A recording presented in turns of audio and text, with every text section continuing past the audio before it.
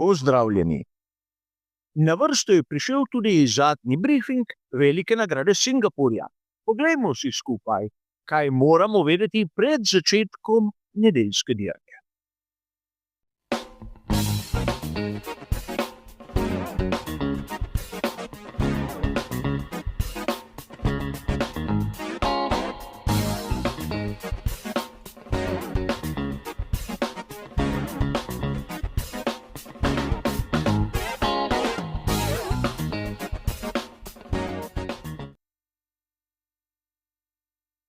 Tudi tokrat bo zadnji brifing kot običajno razdeljen na tiste 3 dobro znane dele. Najprej si bomo ogledali, kaj se je zanimivega zgodilo na samih kvalifikacijah. Nato se bomo ukvarjali z ritmom ter telemetrijo. In na koncu bom predstavil moje osebno videnje glede možnih strategij. Začnimo kot običajno s kvalifikacijami, ker smo videli, da so nas pravzaprav pri tovarniški ekipi Mercedes pošteno presenetili. Glede na tisto, kar smo videli na prostih treningih, verjetno nihče si ne bi drznil upati, da bosta oba Mercedesa tako konkurenčna. Ampak konec koncev kvalifikacije so bile za lokalne razmere dokaj pozno. In temperatura asfalta se je znižala, namreč ponoči ni sonca, ki bi grelo asfalt, in zaradi tega Mercedes W16 je lahko prišel izven tistega kriznega območja, kjer ga vidimo običajno. Treba je poudariti nekaj, da je George Russell svoj čas zgradil v drugem sektorju. Če je kdo izmed vas pazljivo spremljal njegov zadnji hitri poizkus, je morda opazil, da tako v prvem kot v tretjem sektorju sploh ni popravil svojega prejšnjega poizkusa. Medtem ko v drugem, tistem tehničnem delu, je bil pa hitrejši od vseh. Tako da lahko razumemo, da pravzaprav se je čas gradil v drugem sektorju. Tu je treba poudariti, da Max Verstappen v prvi štartni vrsti ni absolutno nobeno presenečenje, je stalnica, kjer moramo priznati, da je Nizozemec tisti, katerega se morajo nekako bati vsi ostali na štartnem razporedu. Nato sledi Oscar Piastri, kjer bi lahko dejali, da pravzaprav je njegova edina skrb le to, da bo na cilj prišel pred Landom Norrisom. Verjetno se ne toliko obremenjuje z Maxom Verstappenom, katerega zaostanek je res precejšen. A videli bomo v nedeljo. Ne smemo pozabiti na izjemno dobre kvalifikacije za Andrejo Kimi Antonellija, ki ima seveda enakega Mercedesa kot George Russell, ampak na koncu dneva je treba napraviti rezultat. In seveda lepe kvalifikacije zanj, ki potrjujejo njegove kvalitete. In tu, da malce preskočimo, ne smemo pozabiti niti na njegovega lanskega moštvenega kolega v Formuli 2, Oliverja Bermana, ki je prav tako prišel med 10 najboljših. Lando Norris, kot smo nekako vajeni že od lanske sezone, izgleda, da popušča pod pritiskom. V tistem trenutku, ko je treba napraviti razliko, ga ni nikjer. Tokrat ima verjetno Oscar Piastri malce lažje življenje, a videli bomo, kaj se bo zgodilo na sami dirki. Da bodo Ferrariji v ozadju, smo verjetno pričakovali vsi. A malo kdo si je mislil, da bosta oba bolida Scuderie iz Maranella tako zadaj. Treba je tu poudariti nekaj, da je Lewis Hamilton pred Charlesom Leclercem, kar se ne zgodi prav pogosto, in to na progi, kjer voznik naredi razliko. Namreč potrebno je iti s pnevmatiko prav do tiste zaščitne blazine, ki je prislonjena na betonski zid. Tam je najhitrejša linija. In izgleda, da Lewis Hamilton kljub mnogim kritikam zmeraj zna, še zmeraj ima tisto nekaj posebnega.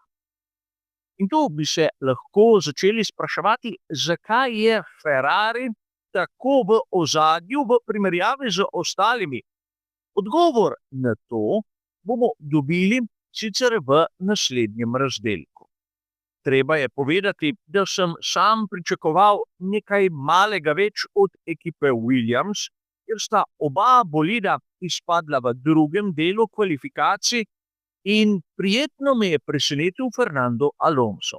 Sicer tudi zanj priti med prvih 10 ni nekaj posebnega, ampak vseeno, glede na tisto, kar bi lahko pričakovali, dober rezultat.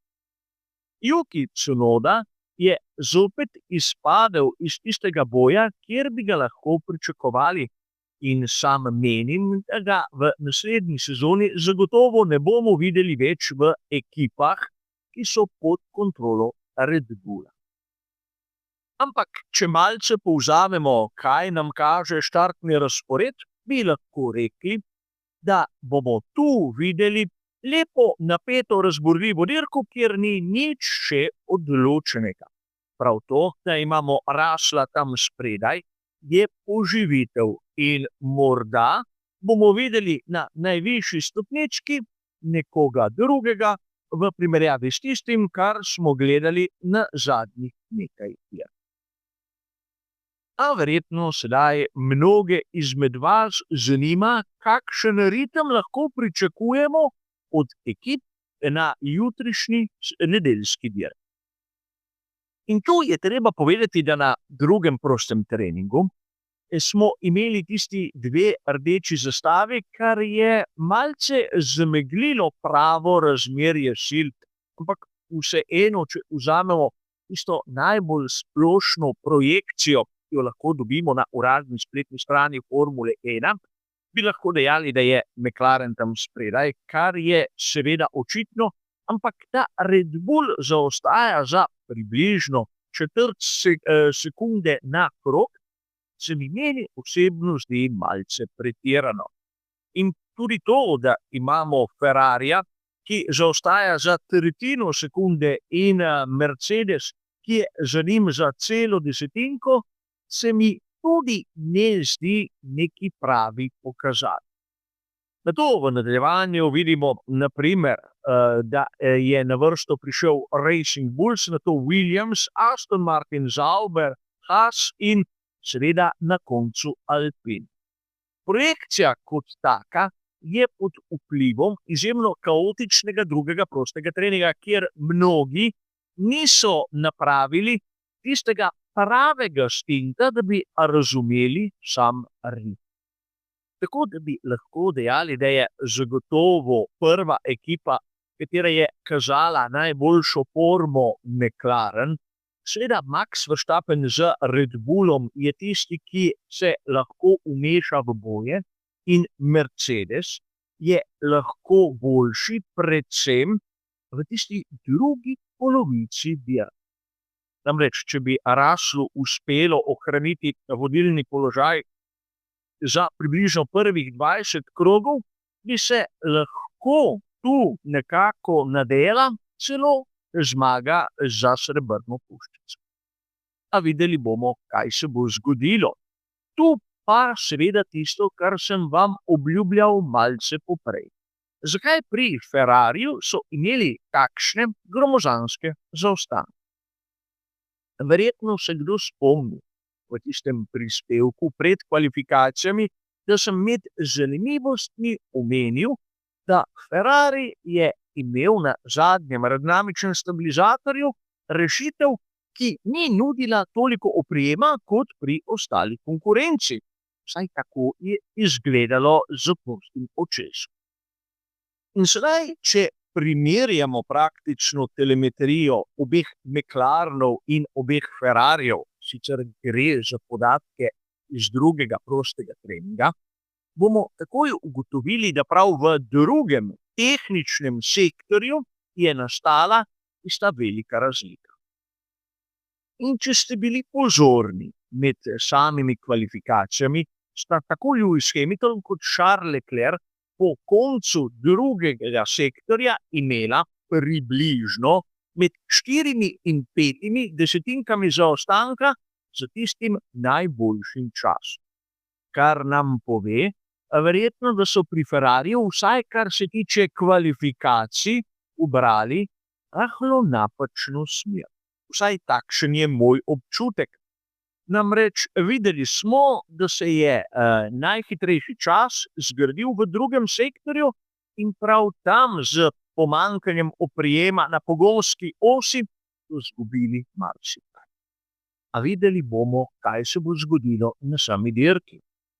V našem tretjem delu pa bom kot običajno predstavil moje osebno videnje glede samih strategij za nedeljsko dirko.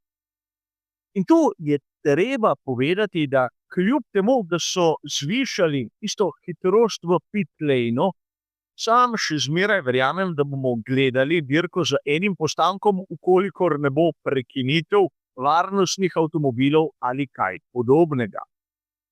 Začeti na pnevmatiki medium in seveda potem čakati. Čakati na pravi trenutek bo verjetno izbor, ki si ga bo izbral marsikdo. Torej, na pnevmatiki medium bi lahko odpeljali tam okrog 28 krogov, morda celo več, in seveda na to nataknili pnevmatiko hard ter odpeljali dirko do konca. Možno je tudi začeti na pnevmatiki soft in z njo biti na progi okrog 18 krogov in seveda na to z pnevmatiko hard dirko odpeljati do konca.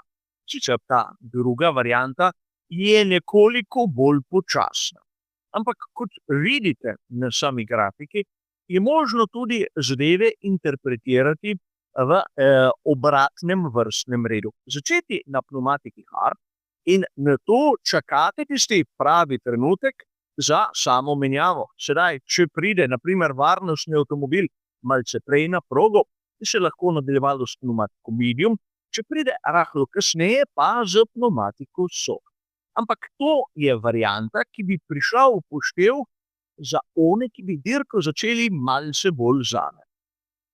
In ne smemo mimo dejstva, da si organizatorji želijo strategijo z 2 postankoma, kjer so možne razne variacije, ampak bodimo realni. Možno sicer je imeti strategijo z 2 postankoma, ampak na primer gre za varianto tiste prve, ki smo jo videli tam zgoraj. Začeti na pnevmatiki medium, odpeljati približno 20 krogov in na to, ne vemo zaradi katerega razloga, napraviti menjavo na pnevmatiko hard. In seveda v zadnjem delu, če je to potrebno, še enkrat se ustaviti pri mehanikih ter natakniti pnevmatiko soft.